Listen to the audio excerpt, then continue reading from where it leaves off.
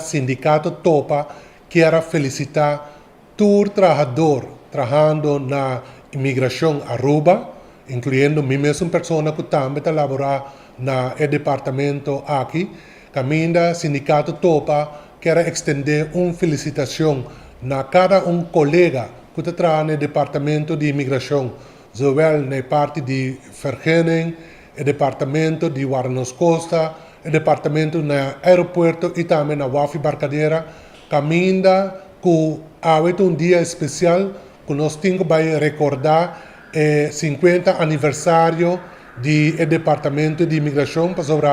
É dia especial que nós não podemos passar voorbij e já que nós temos que nós recordar na área 60 hora que o departamento aqui word fundado, é tempo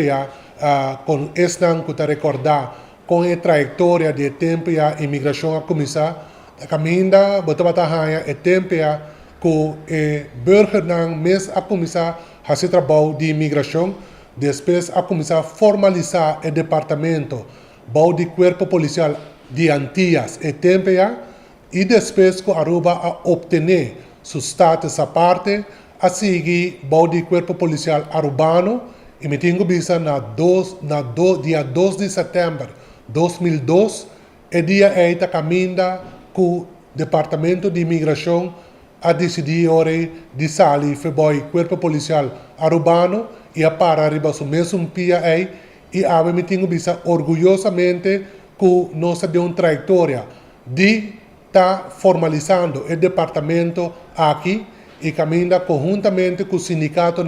Tour envolvido e também o Departamento de Recursos Humanos e Management Team está bezig, está organizando o departamento aqui, caminha que nós temos que brindar esse serviço para nosso turismo, e turista não turco que chega a Aruba e para o povo de Aruba sabe a importância que cada oficial de imigração está desplegado no seu trabalho na pia de trabalho e que está inserido para o país Aruba. Nós temos que ver que o trabalho de imigração está sumamente de importância para a gente Aruba, mirando o hecho que o hobby viaja, o trabalho se nós para quieto e nós pontra nos meses, que eigenlijk está o trabalho que a imigração está fazendo. Essa aqui está é Arubiano, o website